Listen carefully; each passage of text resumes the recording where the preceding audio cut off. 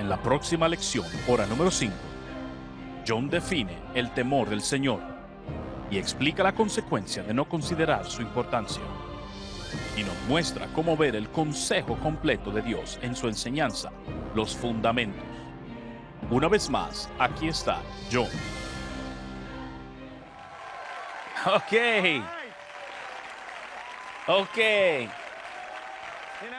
Déjeme decir eso. No hay nada mejor que estar en la presencia de Dios con los hijos de Dios. Hambrientos, felices, hijos de Dios. Estoy sentado en este lugar y no hay nada mejor en el mundo. Amén.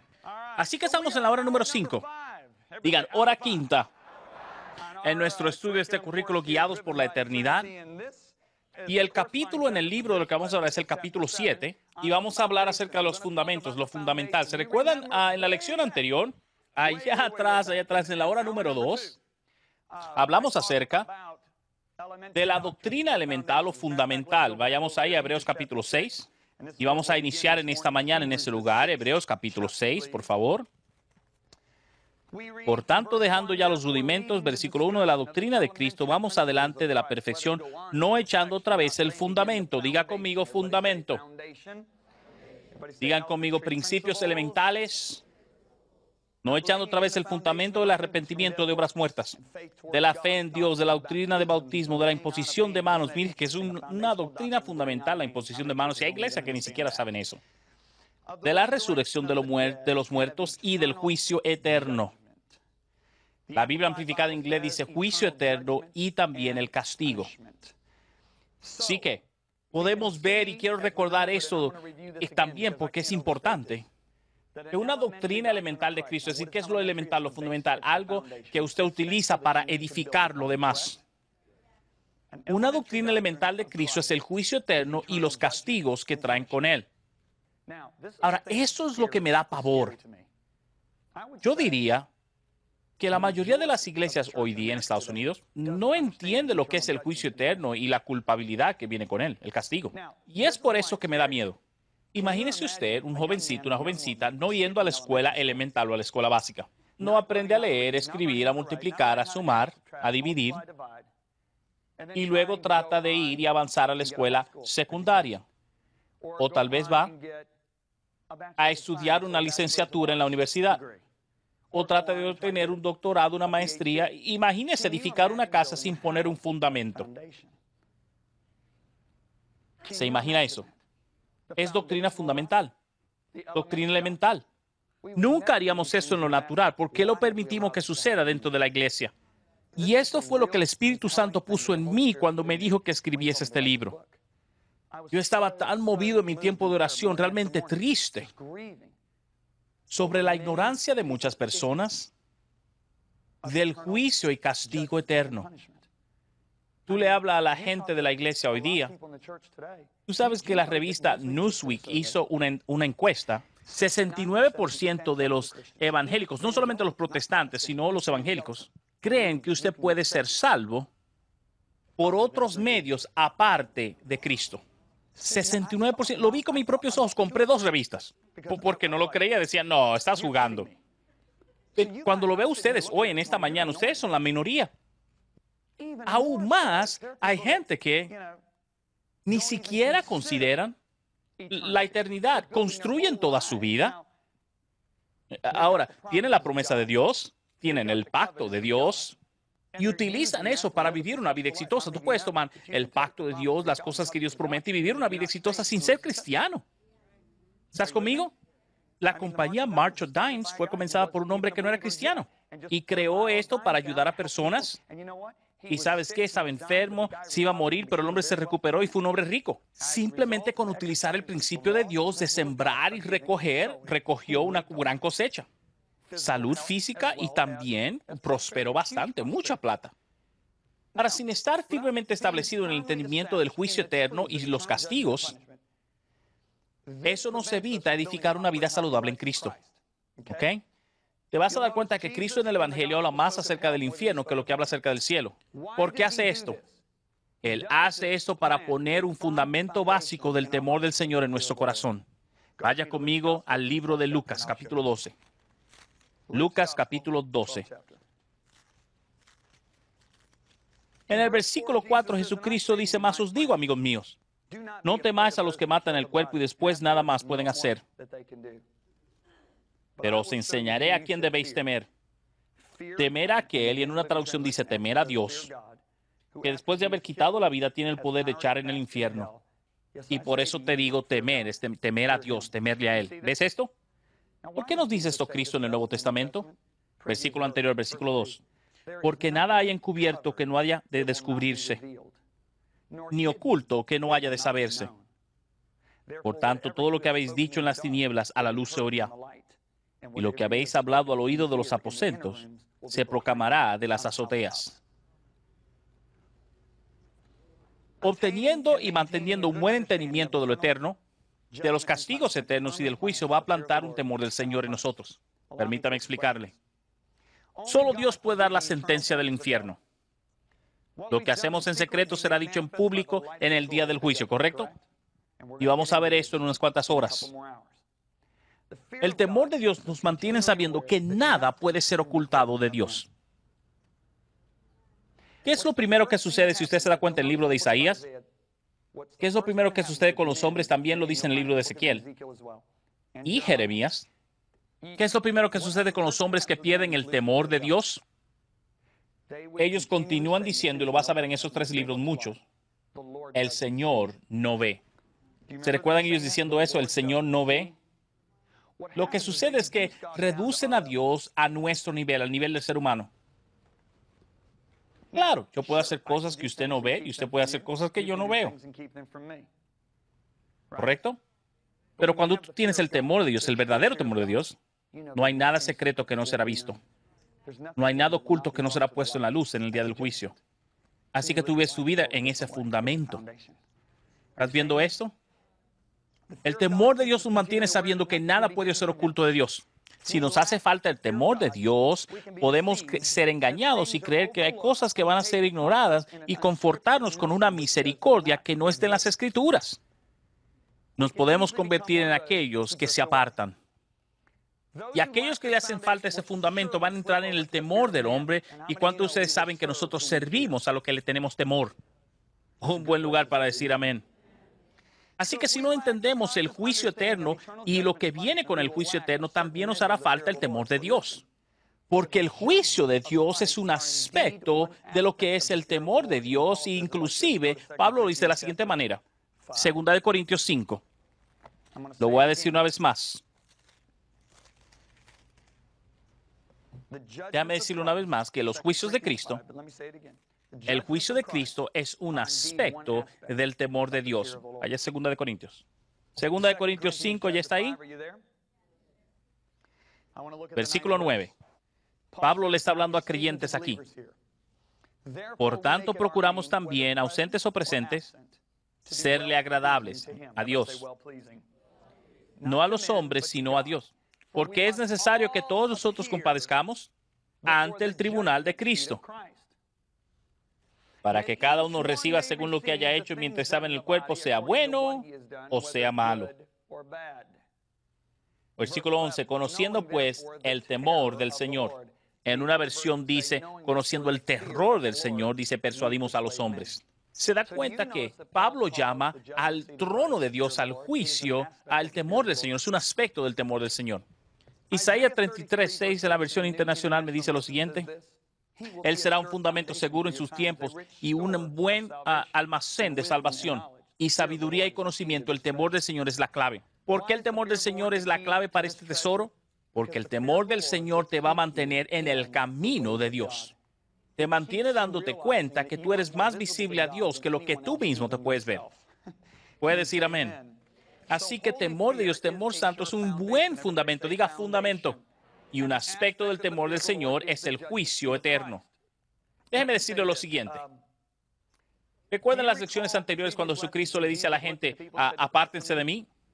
¿Sabe lo que dice después de eso? Es algo increíble. Vaya a Mateo capítulo 7 y vas a ver cómo todo se unifica.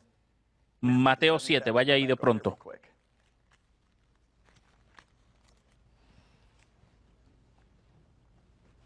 No todo el que me dice Señor, Señor entrará en el reino de los cielos, sino el que hace la voluntad de mi Padre que está en los cielos. Versículo 21.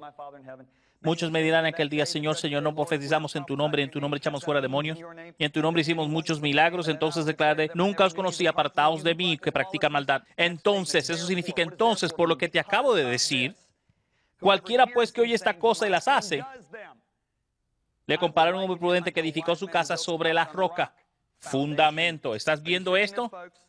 Y descendió la lluvia y vinieron los ríos y soplaron los vientos y golpearon contra aquella casa y no cayó porque estaba fundada sobre la roca. Pero cualquiera que me oye y no hace eso será como el hombre insensato que edificó sobre la arena y vinieron la lluvia, los vientos y golpearon sobre la casa y tuvo gran ruina. ¿Cuál es la manifestación del temor del Señor? Obediencia. Es interesante que Jesucristo habla acerca de las personas que se van a apartar en los últimos días. Van a escuchar las palabras, apártate de mí en el final, pero ahí mismo le dice, por lo tanto, edifica un fundamento. ¿Un fundamento de qué? Un fundamento de obediencia. Y obediencia es animado por el temor al Señor. Ahora déjame explicar lo siguiente. ¿Qué es el temor del Señor? El temor del Señor no es estar asustado de Dios. Voy a decir una vez más. ¿Qué es el temor del Señor? No es estar asustado de Dios. ¿Cómo puedes tener una relación de cercanía con Dios, lo cual es su deseo primordial, si le tienes miedo? Si tú recuerdas, Moisés saca al pueblo de Egipto y los trae a la montaña. ¿Por qué Moisés lo quiere traer a la tierra prometida, sino antes lo trae el prometedor? Así que Moisés lo trae, Dios viene, se revela a sí mismo. ¿Y tú sabes lo que hacen? Salen corriendo. ¿No es algo increíble? Dios viene a revelarse a sí mismo y ellos se esconden y huyen. Así que Moisés mira al pueblo en Éxodo capítulo 20:20. Y si quieres una visión 20:20, aquí está. Moisés le dice al pueblo, no temáis, diga no temáis, porque para probaros vino Dios para que su temor esté delante de vosotros o en vosotros, para que no pequéis. Es decir, no temas porque Dios ha venido a ver si tienes temor. Eso suena como una contradicción, pero no lo es. Él está diferenciando entre estar asustado de Dios y el temor del Señor. Hay una diferencia. La persona que le tiene miedo a Dios tiene algo que esconder. ¿Qué sucede eso? ¿Qué hace Adán cuando peca? Se esconde la presencia de Dios. ¿Qué hace Jonás desde que le falla al Señor? Inmediatamente trata de esconderse, de huir de su presencia, por lo menos trata. Pero la persona que realmente teme a Dios no tiene nada que esconder. Tienen temor de estar lejos de Dios. Así que el temor del Señor no es lo mismo que tenerle miedo a Dios. Un buen lugar para decir amén. ¿Qué es entonces el temor del Señor? Demos una definición. El temor del Señor es honrarle. Es valor y respeto hacia Dios por encima de cualquier otra cosa. Es estimar a Dios por encima de cualquier otra cosa. Por lo tanto, lo que Él ama, tú amas. Lo que Él odia, tú odias. Lo que es importante para Él es importante para ti. Lo que no es importante, no es importante para ti. ¿Cuántos de ustedes saben que hay cosas más importantes para Dios que otras? Jesucristo le dijo a los fariseos, ustedes ponen sus diezmos, comen saludable, pero sin embargo se han olvidado de las cosas más importantes, misericordia y justicia. Debió pagar sus diezmos, pero también debió poner atención a las otras áreas, porque son más importantes, ¿entiendes? Nosotros los predicadores cometemos errores. Cuando nosotros enfatizamos lo que Dios no enfatiza, sí debemos gritar lo que Él grita y susurrar lo que Él susurra. Cuando tenemos temor de Dios, debemos gritar lo que Él grita y susurrar lo que Él susurra. Yo me encuentro increíble que Pablo dice en el libro de Tito lo siguiente. Esas cosas quiero que tú afirmes constantemente, que aquellos que han creído a Jesucristo mantengan sus buenas obras. Pero nosotros rara vez hoy día enfatizamos esas cosas. Rara vez hablamos acerca de las buenas obras, pero Pablo dice, yo te digo que debes enfatizar esas cosas constantemente. E inclusive le dijo al rey Agripa, yo fui y prediqué al Señor Jesucristo arrepentimiento y buenas obras. Y muchas veces no hablamos de buenas obras, a veces no queremos decirlo. Tenemos miedo de decir que la buena fe produce buenas obras. Y le dice, afirma esto constantemente. ¿Por qué? Porque edifica la fe en la gente. Cuando usted sabe que el poder de Dios está en ti para edificar a la gente, para edificar la fe en la gente. Pero cuando decimos a la gente, somos pecadores salvados por la gracia, no somos distintos a ellos. Vas a tener un grupo de personas pecando porque eso es lo que le estás predicando. Debemos predicar que este evangelio es el poder de Dios para salvación. Te cambia, gloria a Dios, eso me hace feliz. Amén. Y ahí es donde nos metemos en problemas. Enfatizamos lo que Dios no enfatiza. Cuando honras a Dios, Tú vas a le vas a dar reverencia por encima de cualquier otra cosa. Vas a temblar en su palabra. No es de temor, no es miedo, pero le vas a obedecer inmediatamente. Escribe eso, vas a obedecer inmediatamente. Número 2. Vas a obedecer cuando no tiene sentido. ¿Cuántos de ustedes han experimentado eso? Número 3 significa que vas a obedecer aunque te duela. ¿Cuántos han tenido esa experiencia? Número 4, vas a obedecer aunque no haya un beneficio. Esther no vio beneficios. Cuando fue delante del rey, muchos obedecen a Dios solamente cuando ven un beneficio. Número 5, vas a obedecer hasta completar. ¿Estás conmigo? ¿Entiendes lo que digo? Ahora, la manifestación del temor del Señor son estas 5 cosas. Obedeces instantáneamente, obedeces cuando te duele, obedeces cuando no hace sentido, obedeces cuando no hay un beneficio, obedeces hasta completarlo. Y esa es la manifestación del temor del Señor. Por eso Él dice en Deuteronomio 5:29, quien diera que tuviese tal corazón, que me temiesen y guarden todos los días todos mis mandamientos, para que a ellos y a sus hijos les fuese bien para siempre. Dese cuenta que Dios dice que la manifestación de temerle a Él es ¿qué? ¿Cuál es la manifestación del temor a Jehová? ¿Qué es? Fíjese, guardando siempre sus mandamientos. No es guardando algunos de los mandamientos. Y no es tampoco a veces cumpliendo todos los mandamientos. Es siempre manteniendo todos sus mandamientos. Salmo 111, versículo 10, no dice que el temor del Señor es el principio de la sabiduría. O podemos decir lo siguiente, es el fundamento de la sabiduría. El temor es el fundamento, ¿correcto? La sabiduría, de lo cual vamos a hablar en los próximos capítulos, es lo siguiente, y va a ser tremendo. Es el conocimiento y la habilidad de tomar las decisiones correctas en el momento oportuno. ¿Ok? Aquellos que toman las decisiones incorrectas bajo presión, le falta sabiduría, y la fuente de la sabiduría es el temor al Señor. Las Escrituras nos dicen que nuestra vida es el equivalente a construir una casa, y lo vamos a ver a profundidad en las próximas horas. La Escritura siempre compara nuestra vida a edificar una casa. Dice, Moisés fue fiel en edificar su casa, ¿correcto? Que todo hombre tenga cuidado de cómo construye. Las Escrituras dicen lo siguiente. Proverbios 24:3, con la sabiduría se construye la casa. Dígalo conmigo, sabiduría. Con eso se construye la casa.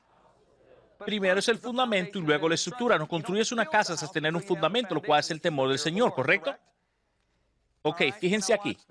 Si estamos construyendo una vida con la habilidad de tomar decisiones correctas y sabiduría, entonces estamos edificando una vida de confianza para estar en el juicio. Los cristianos no se regresan al mundo si tienen el temor del Señor plantado en su corazón. No nos apartaríamos de nuestra devoción con Cristo, no tomaríamos su palabra y la tratáramos de mala forma o con una actitud casual.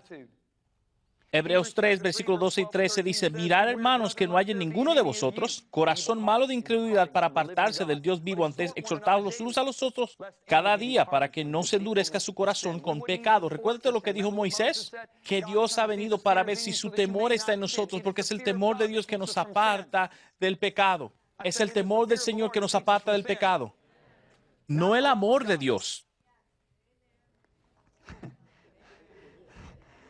Déjame aclarar lo que acabo de decir. Necesitamos tanto el amor de Dios como el temor de Dios para que eso nos impida apartarnos de Él. Mantenernos en el camino de la vida. El amor nos aparta del legalismo y el temor nos aparta de una vida en pecado. Necesitamos ambos para caminar el camino estrecho. ¿Está conmigo? Pero es interesante cómo Dios enfatiza el área del temor tantas veces. Mira lo que está diciendo aquí en Jeremías 32:38, y eso está concerniente a las personas del Nuevo Testamento. Y me serán por pueblo, y yo seré a ellos por Dios. Y les daré un corazón y un camino. ¿Para que qué? Para que me teman. Digan todos, temor. Perpetuamente, diga perpetuamente. Para que me teman perpetuamente. Ahora, fíjese bien. Para que tengan bien ellos y sus hijos, y después de ellos, y haré con ellos pacto eterno. En versículo 40. Que no me volveré atrás de hacerles el bien, y pondré mi temor en el corazón de ellos para que no se aparten de mí. ¿Qué es lo que Dios dice que impide que nos apartemos de Él? El temor de Dios, así como aprendimos en la lección anterior, el amor de Dios. Dice para que no se aparten de mí. Yo recuerdo hace unos años atrás estaba en la nación en el país de Malasia. Y recuerdo que estábamos ministrando por una semana en Malasia. Teníamos reuniones en la mañana y en la noche. Y estábamos en la última reunión de la última noche y el auditorio estaba lleno de personas. Habían estudiantes del Instituto Bíblico, estaban de todos los lugares de la India, de Australia, de las Islas Salomón, estudiantes, pastores de toda la nación de Malasia que habían venido. Habían personas que habían venido del área de Kuala Lumpur también, de Malasia. Y yo recuerdo que fue una semana difícil, bien difícil. Una de las atmósferas más difíciles en que he estado. Yo estaba luchando contra Satanás en el desayuno, estaba luchando contra Satanás cuando dormía. Y yo recuerdo que vino una victoria en el último día y fue cuando yo le dije a todas las mujeres que estaban llamadas al ministerio tiempo completo que vengan.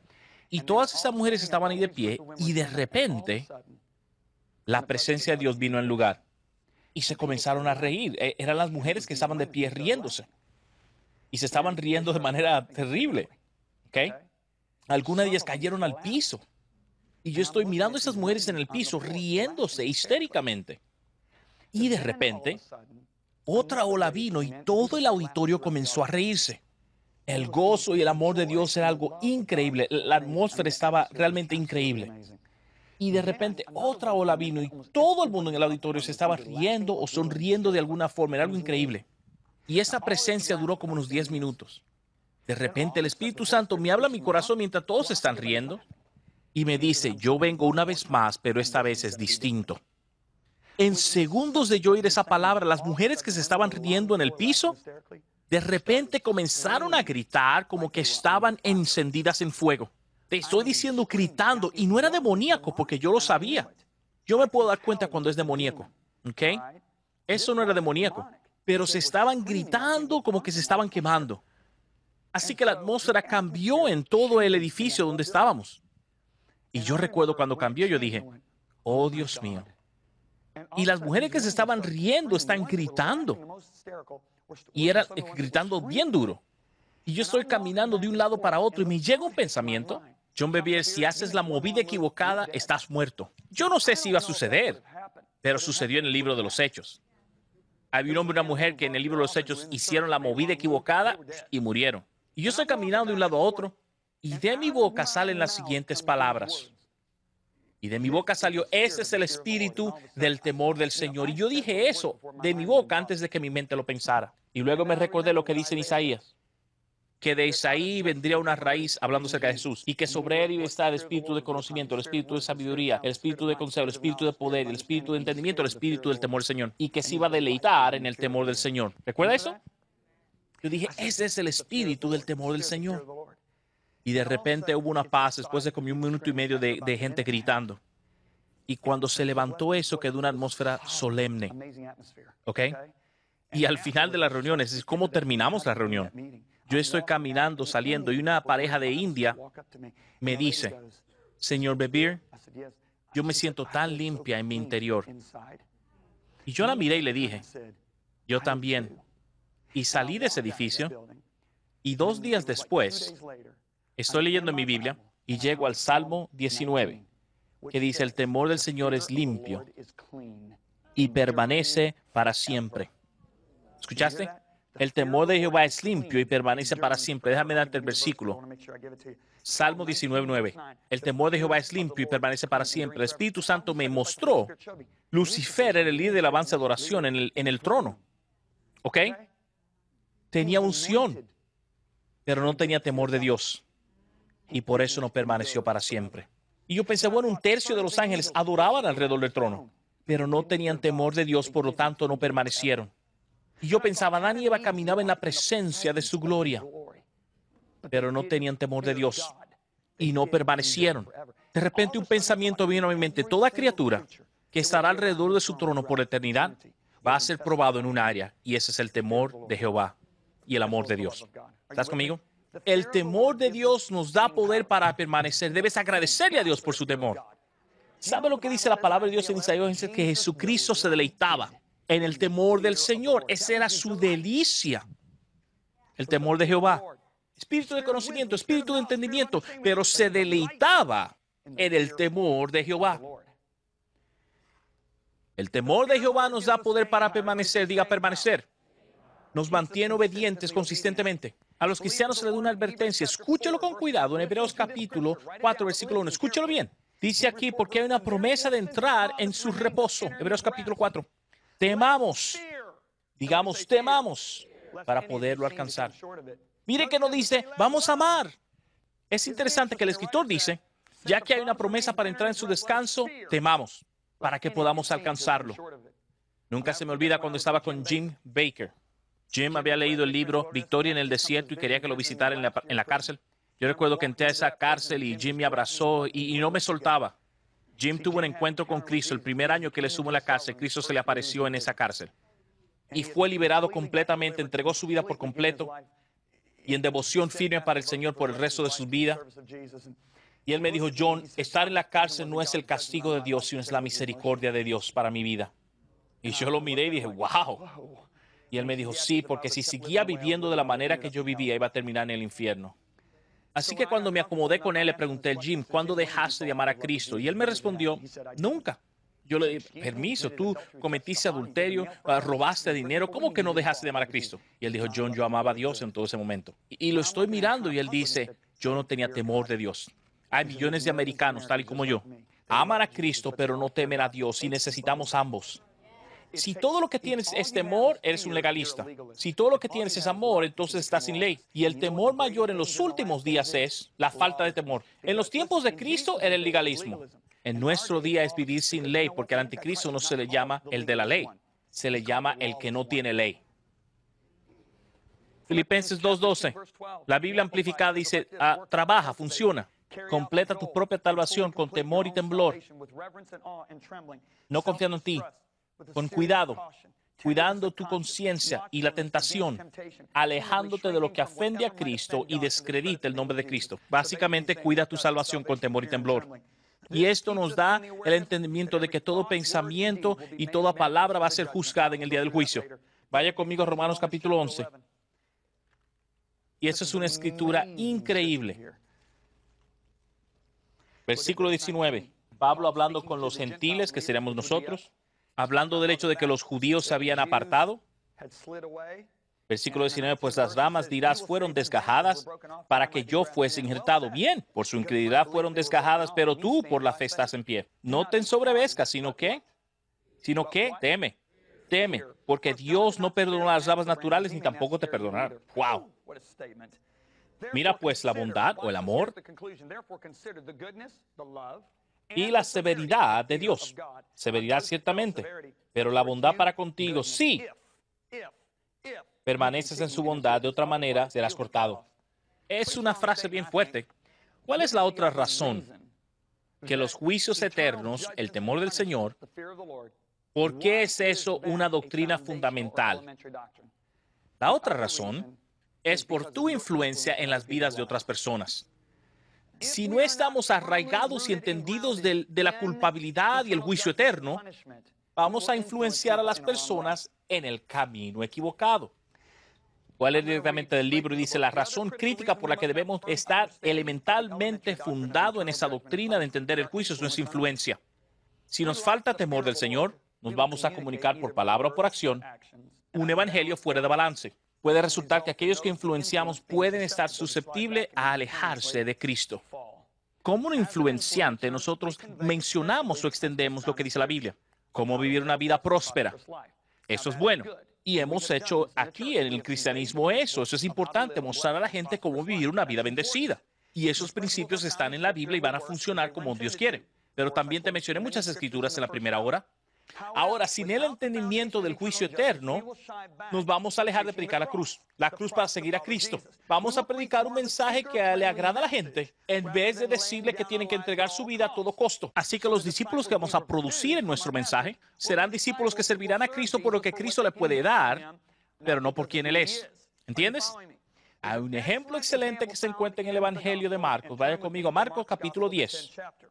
Marcos capítulo 10, que es un pasaje muy importante del joven rico. Marcos capítulo 10. ¿Cuántos de ustedes se recuerdan del joven rico? Ok. Ahora, este era mi concepto del joven rico.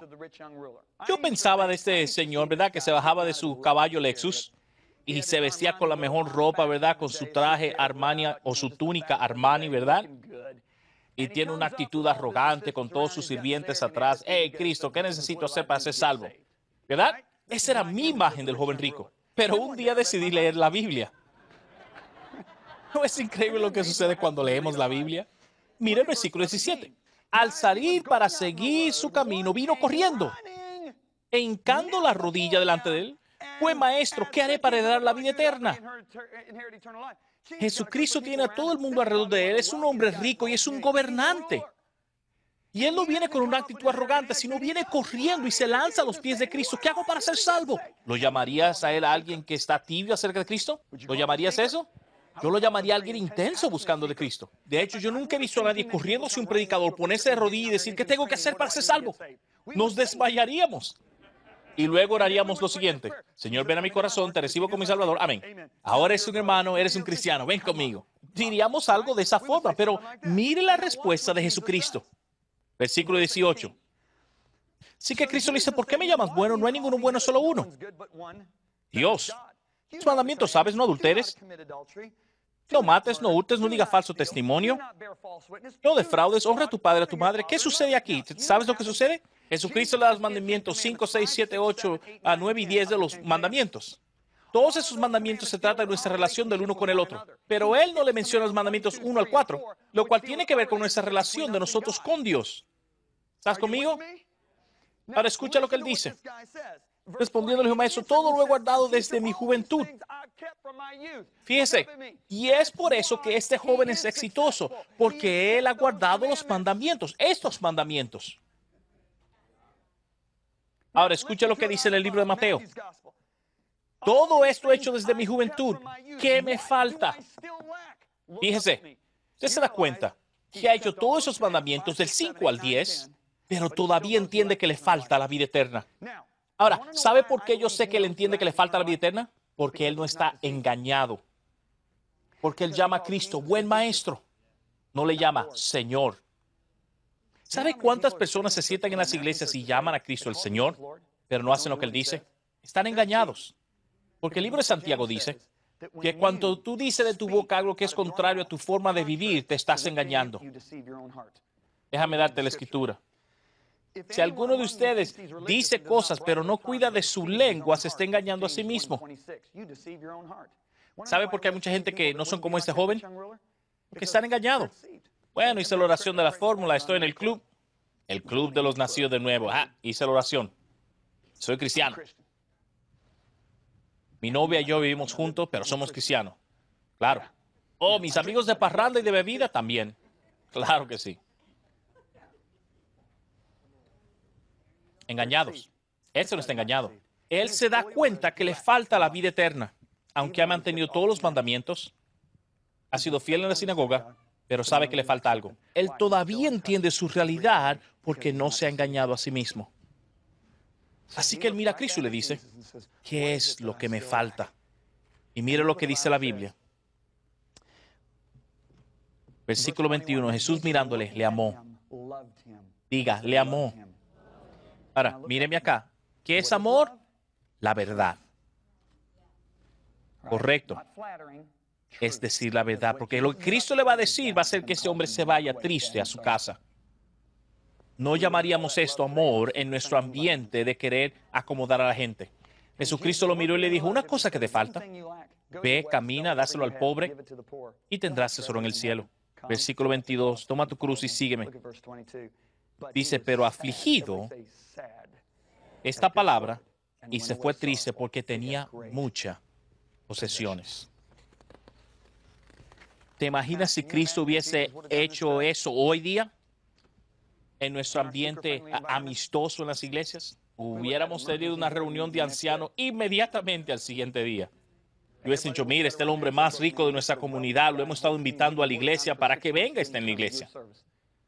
Ahora tú vienes y predicas sobre la cruz. Tú predicas acerca de la cruz y viene y le dice que tiene que entregar todo lo que tiene y se lo dé al pobre. ¿Qué estás haciendo? ¿No podía mejor hablarle más suave sobre la cruz? Háblale de otra cosa, más suave. Y llevarlo hasta que Él llegue y haga la oración, todo lo que tenías que hacer. Es decir, te recibo Cristo como mi Salvador. Todo lo que tenía que decir es, acéptame a mí y vas a ser salvo. Sin embargo, tú le dices, toma tu cruz y sígueme. Él se fue triste. Nosotros lo habíamos tenido bien feliz. ¿Qué haces?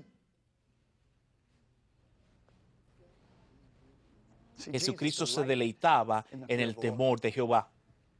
Jesucristo quería decir la verdad mucho más antes que tener una multitud. Así que su influencia sobre otros fue para la eternidad, no temporaria. Hoy tenemos tantas personas en iglesia sentados acomodados en su pecado por lo que predicamos, porque no hemos tomado el fundamento del juicio eterno, y no hemos sido una iglesia que está dirigida por la eternidad. Aquí en Estados Unidos, en estos últimos años, lo que hemos hecho es que hemos construido iglesias que son grandes, algunas muy grandes, para poder mantener las iglesias creciendo. Nos hemos alejado de predicar todo el consejo divino o de Dios, todo lo que Dios dice. El apóstol Pablo dice lo siguiente: no cesé de darte advertencia día y noche con lágrimas. Él les daba advertencias. ¿Por qué no hacemos eso hoy? ¿Dónde están las advertencias de Dios? ¿Dónde están las enseñanzas para traer libertad a los hombres y mujeres? Si nosotros no lo hacemos, claro que hay iglesias que están haciendo eso y son iglesias saludables y fuertes. Son iglesias saludables. Y yo veo mayor gozo en esa gente que lo que veo que aquellos que siempre escuchan un mensaje positivo todo el tiempo. Le va a costar a todo predicador o persona que predique todo lo que dice la Biblia. Te van a perseguir. ¿Y tú sabes quiénes son los que te van a perseguir? Los que tú ofendes. Por lo regular no es el mundo. Recuerden esto, hermanos. La decepción de los últimos días es vivir sin ley. Y el que vive sin ley puede tener una sonrisa. Recuérdate que a Eva se le mostró lo bueno del árbol del bien y el mal, no lo malo. No fue lo malo lo que le agradó. La mayoría de las personas que van a las iglesias en los Estados Unidos hoy día no van a los conciertos de grupos de drogas y rockeros y loquera, ¿no? Conocen. No es el lado malo, pero es el lado bueno. Jesucristo predicó un mensaje a ese hombre que hizo que él se fuera triste, porque Cristo se deleitaba en el temor de Jehová. Por lo tanto, la influencia de Cristo sobre la gente era saludable. ¿Puede decir amén? Déjame leerte acerca de los patriarcas. Estamos leyendo en Hebreos capítulo 11, del 13 al 16. Conforme a la fe, murieron todos estos sin haber recibido lo prometido, sino mirándolo de lejos y creyéndolo y saludándolo y confesando que eran extranjeros y peregrinos sobre la tierra, porque lo que esto dicen claramente dan a entender que buscan una patria, pues si hubiesen estado pensando en aquella de donde salieron, ciertamente tenían tiempo de volver, pero anhelan una mejor, y esta es la celestial, por lo cual Dios no se avergüenza de llamarse Dios de ellos, y es la ciudad celestial. Seguir a Cristo significa que vas a ser un extraterrestre, ciudadano de otro país, un país que no se mezcla con ninguna otra sociedad de la que está hoy en la tierra. Constantemente vas a ir en contra de lo que sucede en la tierra si eres realmente una persona del reino de Dios. Vas a ser una persona que la gente te va a desear, tal y como desearon a Jesucristo. Pero los que realmente van a estar disgustados contigo son los religiosos. Los que me han perseguido más en el Evangelio no han sido los del mundo. De contrario, me respetan. Yo he estado con gente muy importante que me dicen, tengo mucho respeto por ti, sé que hay un precio que pagar y yo no quiero pagarlo. He escuchado esas palabras de una persona muy famosa que vivía cerca de mi casa. Y él decía, John, yo sé que hay un precio que pagar, pero me encanta la vida de la fama y no quiero darme por vencido. Él era como el joven rico, por lo menos entendía y no estaba engañado. Él decía, yo no creo en las gentes famosas que dicen que son cristianos y yo sé cómo viven. Y esa era una de las cosas que les impedía acercarse a Cristo. Él decía, están en programas, están testificando en televisión y yo sé lo que hacen cuando no están en televisión porque yo lo hago con ellos. Él no está diciendo todo el mundo, él está diciendo algunos. Él sabía que había un precio. Tenemos que proclamar ese precio y yo creo que si lo decimos, las iglesias serán increíbles. Porque Cristo tenía multitudes que le seguían. Porque él temía a Dios y disfrutaba el temor de Jehová. Ese es el fundamento. Amén. En la próxima hora vamos a hablar acerca del cielo. Así que abróchese sus cinturones porque va a ser tremendo. Nos vemos. En la hora número 6, John te mostrará una visión acerca del cielo y lo que será el nuevo cuerpo, y una descripción de la Nueva Jerusalén y donde reinaremos con él. Todo esto y mucho más en la próxima lección, el cielo